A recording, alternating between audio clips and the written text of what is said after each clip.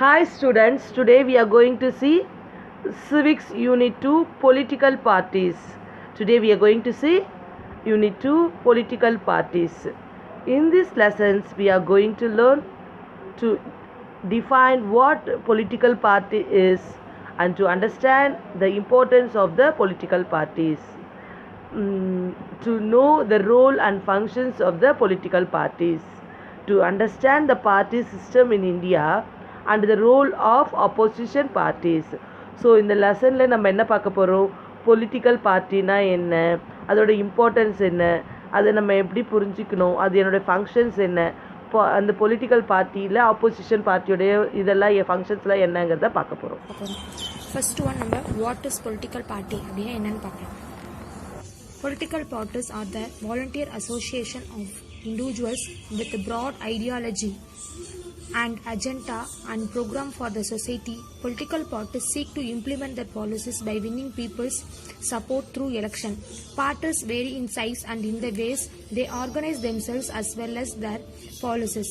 அதாவது political parties அப்படின்னா என்னன்னு பார்த்தோம் அப்படின்னு பார்த்தீங்கன்னா, த்ரூ வாலண்டியர் அசோசியேஷன் இண்டிவிஜுவலாக நம்ம ஃபார்ம் பண்ணுறோம், த்ரூ பீப்புள் சப்போர்ட்டோட எலெக்ஷனில் நம்ம வின் பண்ணி பொலிட்டிக்கல் பார்ட்டி ஸ்டார்ட் பண்ணுறோம்.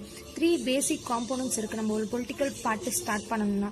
அது என்னென்னு பார்த்தீங்கன்னா லீடர், ஆக்டிவ் மெம்பர்ஸ், ஃபாலோவர்ஸ். இது 3 பேசிக் காம்போனன்ட்ஸ். நெக்ஸ்ட் நம்ம பார்க்க போகிறது வந்து பார்த்தீங்கன்னா இம்பார்ட்டன்ஸ் ஆஃப் பொலிட்டிக்கல் பார்ட்டி.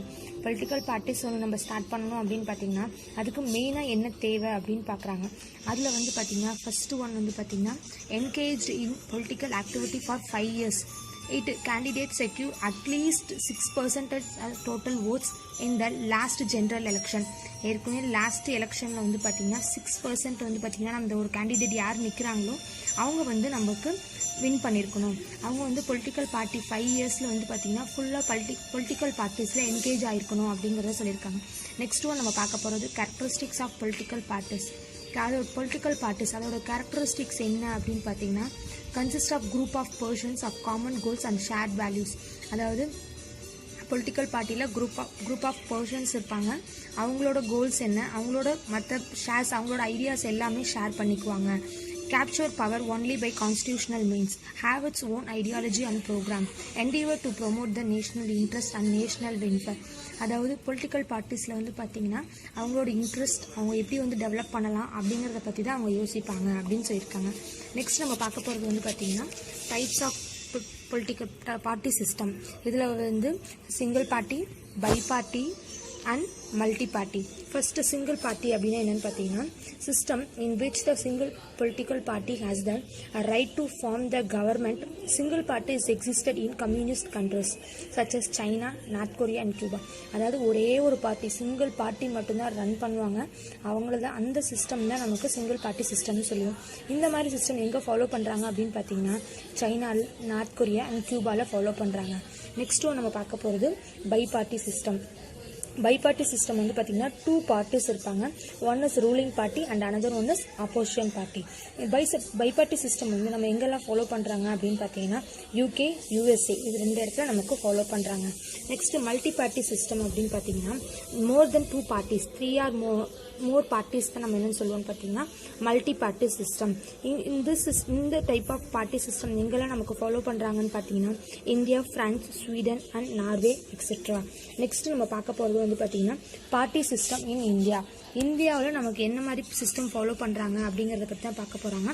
இதில் வந்து countries that follow the federal system have 2 kinds of parties. India's party system originated in the late 19th century. In fact, has the largest number of political parties in the world. இருக்கல்ல world லெவலில் நம்ம பார்க்கும்போது இந்தியாவில் தான் நிறைய political parties இருக்குது அப்படின்னு சொல்லியிருக்காங்க. இந்த பொலிட்டிக்கல் பார்ட்டிஸில் வந்து நமக்கு 3 levels இருக்குது. First one national parties, second one regional parties, third one unrecognised parties. அதாவது இண்டிபெண்டன்ட், தனி ஒருத்தர் இண்டிபெண்டன்ட் கேண்டிடேட் நிற்கிறாங்க இல்லையா, அவங்கள தான் அன்ரெகனைஸ்டு பார்ட்டி அப்படின்னு நம்ம சொல்லுவோம். எவரி பார்ட்டி, ஒவ்வொரு பார்ட்டியும் ஒவ்வொரு மெம்பர்ஸும் வந்து பார்த்தீங்கன்னா எங்கே ரிஜிஸ்டர் பண்ணியிருக்கணும்னா எலெக்ஷன் கமிஷனில் நம்ம ரிஜிஸ்டர் பண்ணியிருக்கணும் அப்படிங்கிறத சொல்லியிருக்காங்க. நெக்ஸ்ட் வந்து நம்ம பார்க்க போகிறது வந்து பார்த்தீங்கன்னா ரெகனைஸ்டு பார்ட்டி. இப்போ நம்ம சொன்னோம் இல்லையா 3 பார்ட்டிஸ் லெவல்ஸ் இருக்குன்னு, அதில் ஃபர்ஸ்ட் ரெகனைஸ்டு பார்ட்டி அப்படின்னு பார்த்தீங்கன்னா என்னென்னா Parties that fulfill this criteria are called recognized party. These are given a unique symbol by the election commission. அதாவது recognized party அப்படின்னு பார்த்தீங்கன்னா அவங்களுக்குன்னு ஒரு யூனிக் சிம்பிள் வந்து கவர்மெண்ட் கொடுப்பாங்க எலெக்ஷன் கமிஷன், அதை அவங்க ஃபாலோ பண்ணணும். அதே மாதிரி registered but unrecognised political party cannot contest election on its own symbol. அதாவது ரிஜிஸ்டர் பண்ணியிருப்பாங்க ஆனால் அவங்க வந்து அன்ரெகனைஸ்டு பொலிட்டிக்கல் பார்ட்டியாக இருப்பாங்க, அவங்களுக்கு ஓன் சிம்பிள் கிடையாது. அந்த பார்ட்டி என்ன பண்ணுவாங்கன்னா ஏதோ ஒரு சிம்பிள் வந்து ஃப்ரீ சிம்பிள் பூல் பேனல்லேருந்து எலெக்ஷன் கமிஷன் அனௌன்ஸ் பண்ணுவாங்க, இது வந்து உங்களோட சிம்பிள் அப்படிங்கிறதுன்னு சொல்லியிருக்காங்க. ஃப்ரீ சிம்பிள் பூல் பேனல் அப்படின்னா என்னன்னு பார்த்தீங்கன்னா reserved simple is mean for the recognised political party. Free simple is reserved for unrecognised party. அதாவது ரெகனைஸ்டு பொலிட்டிக்கல் பார்ட்டிக்கு வந்து பார்த்தீங்கன்னா ரிசர்வ் பண்ணி வச்சிருக்க அவங்களுக்கு என்ன சிம்பிள் வேணுமோ நமக்கு அது கிடைக்கும். அன்ரெகனைஸ்டு பார்ட்டி அப்படின்னு பார்த்தீங்கன்னா நமக்கு ஃப்ரீ சிம்பிள் பூல் பேனலில் என்னென்ன சிம்பிள்ஸ் இருக்கோ அதுலேருந்து ஒரு சிம்பிள் நமக்கு கிடைக்கும் அப்படின்னு சொல்லியிருக்காங்க. Next majority party. Majority party அப்படின்னு பார்த்தீங்கன்னா என்ன சொல்லியிருக்காங்க அப்படின்னு பார்த்தீங்கன்னா number of candidates elected in more than the others. அதாவது இப்போ எவ்வளோ கேண்டிடேட் வந்து பார்த்திங்கன்னா நம்மளை எலெக்ட் பண்ணுறாங்க, மற்றவங்களோட நம்மளை எவ்வளோ பேர் செலக்ட் பண்ணுறாங்க அப்படின்னா அவங்க அதை தான் நம்ம என்னென்னு சொல்லுவோம்னு பார்த்தீங்கன்னா மெஜாரிட்டி பார்ட்டி. இந்த மெஜாரிட்டி பார்ட்டி தான் வந்து பார்த்திங்கன்னா ஃபார்ம்ஸ் அண்ட் ரன்ஸ் த கவர்மெண்ட்டை ரன் பண்ணுவாங்க. அதே மாதிரி they select the ministers of to run the government. கவர்மெண்ட்டில் யாரெல்லாம் என்னென்ன மினிஸ்டர்ஸ் வந்து இது செலக்ட் பண்ணுறாங்களோ இது எல்லா பொசிஷனும் யாருக்கு அத்தாரிட்டி இருக்குன்னா மெஜாரிட்டி பார்ட்டி. அவங்க தான் வந்து பார்த்திங்கன்னா நம்மளோட அந்த கண்ட்ரியில் எல்லா லா மேக்கிங் டெசிசிவ் ரோலாக வந்து அவங்க ஆக்ட் பண்ணுவாங்க அப்படிங்கிறத சொல்லியிருக்காங்க. நெக்ஸ்ட் நம்ம பார்க்க போகிறது minority party. Those with lesser number of elected candidates are called minority party. அதாவது இருக்கலே lowest lesser number of elected candidates வந்து யாரெல்லாம் இருக்காங்களோ அவங்கள தான் நம்ம என்னன்னு சொல்லுவோம்னு பார்த்தோம்னா மைனாரிட்டி பார்ட்டி அப்படின்னு சொல்லியிருக்காங்க. Next opposition party.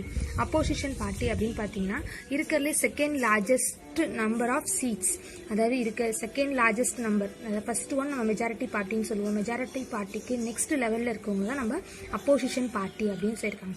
இவங்க வந்து பார்த்தீங்கன்னா effective opposition is very essential. அதாவது மெஜாரிட்டி பார்ட்டி வந்து சக்ஸஸ்ஃபுல்லாக ரன் ஆகிட்டு இருக்கும், அவங்க என்னெல்லாம் பண்ணுறாங்க அவங்க எப்படி பண்ணிட்டு இருக்காங்க அப்படிங்கிறத ஃபுல்லாக அவங்க கிளியராக நோட் பண்ணிக்கிட்டே இருப்பாங்க அப்படிங்கிறத சொல்லியிருக்காங்க. அதே மாதிரி இதில் வந்து பார்த்தீங்கன்னா நமக்கு என்ன சொல்லியிருக்காங்கன்னா they highlight important issues which are not acted upon the government. The leader of the opposition party enjoys the rank of the cabinet minister. அதை என்ன சொல்லியிருக்காங்க, இவங்களுக்கு வந்து எந்த ஒரு கவர்மெண்ட்ல எந்த ஒரு முடிவு எடுக்கவும் எந்த ஒரு அத்தாரிட்டியும் கிடையாது, இவங்க வந்து ஒரு கேபினெட் மினிஸ்டராக இருந்துக்கலாம் அப்படின்னு சொல்லியிருக்காங்க. நெக்ஸ்ட் வந்து பார்த்தீங்கன்னா கோயாலிஷன் கவர்மெண்ட் அப்படிங்கிறத சொல்லியிருக்காங்க. இது வந்து பார்த்தீங்கன்னா multi party system. The single party sometimes May not secure the majority party required to form the government. In such cases some parties join together to form the government. அதாவது ஒரு சில டைம் வந்து பார்த்தீங்கன்னா நமக்கு ஒரு பார்ட்டி மெஜாரிட்டி பார்ட்டி அவங்க government form பண்ண முடியாது அப்படின்னா ஏதோ ஒரு சிங்கிள் பார்ட்டி வந்து அவங்களோட ஜாயின் பண்ணி அவங்க வந்து பார்த்தீங்கன்னா ஒரு கவர்மெண்ட்டை வந்து ஃபார்ம் பண்ணுவாங்க ஜாயின் டுகெதரா. அதாவது அந்த மாதிரி நம்ம சச் கவர்மெண்ட் தான் நம்ம என்னன்னு சொல்லுவோம்னு பார்த்தீங்கன்னா கோயாலேஷன் கவர்மெண்ட் அப்படின்னு சொல்லுவாங்க. Next election symbol and it's important. Election சிம்பிள்னா என்ன, அது எவ்வளோ இம்பார்ட்டன்ஸ் அப்படிங்கிறத சொல்லியிருக்காங்க. An electoral symbol is the standardized symbol allotted to a political party. They play an important role in election. அதாவது மெயினாக வந்து பார்த்தீங்கன்னா ஒவ்வொரு பொலிட்டிக்கல் பார்ட்டிக்கும் ஒவ்வொரு சிம்பிள் அலோகேட் பண்ணுவாங்க. அதுதான் மெயின் ஒரு எலெக்ஷன்னா அப்படின்னா அதுதான் மெயின் ரோல் அப்படிங்கிறத சொல்லியிருக்காங்க. அந்த சிம்பிள் வந்து பார்த்தீங்கன்னா நமக்கு ஈஸியாக ஐடென்டிஃபை பண்ணணும், அது நமக்கு அந்த சிம்பிள் புரியணும், அது ஓட்டர்ஸ்க்கு போய் ரீச் ஆகணும் அப்படிங்கிறத சொல்லியிருக்காங்க. அதே மாதிரி இந்த எலெக்ஷன் கமிஷன் வந்து பார்த்தீங்கன்னா அனிமல்ஸை அலாட் பண்ண மாட்டாங்க. ஏன் அப்படின்னு பார்த்தீங்கன்னா except lion and elephant, the symbol of nationally recognized parties standard throughout the India. throughout the இந்தியாவுக்கு நமக்கு போகிறது அப்படின்னா அதனால அனிமல்ஸை வந்து அலோகேட் பண்ண மாட்டாங்க. சம் பார்ட்டிஸ் வந்து பார்த்தீங்கன்னா எப்படி அலாட் பண்ணுவாங்கன்னா அவங்களுக்குன்னு ஒரு சர்டன் சிம்பிள்ஸ் இருக்கும், அந்த சிம்பிள்ஸ் அவங்க வச்சுக்கலாம். ஆனால் அந்த சிம்பிள்ஸ் வந்து பார்த்தீங்கன்னா மற்ற யார் டிஃப்ரெண்ட் பார்ட்டிஸும் வந்து பார்த்தீங்கன்னா அந்த சிம்பிளை அலாட் பண்ணியிருக்க கூடாது, இவங்களுக்குன்னு தனியாக ஸ்பெசிஃபைடாக ஒரு சிம்பிள் அலாட் பண்ணலாம் அப்படின்னு சொல்லியிருக்காங்க. நெக்ஸ்ட் நம்ம பார்க்க போகிறது national party and regional state party.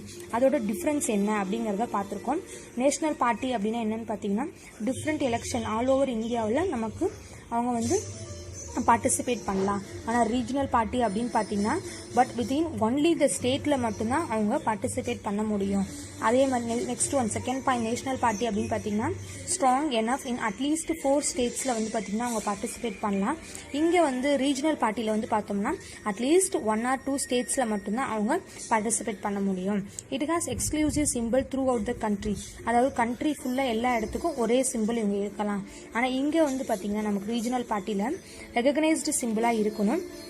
அந்த சிம்பிள் வந்து பார்த்தீங்கன்னா ஒவ்வொரு பார்ட்டிக்கும் வந்து வேறு வேறு அலாட் பண்ணுவாங்க அப்படின்னு சொல்லியிருக்காங்க. It resolves state, national and international issues.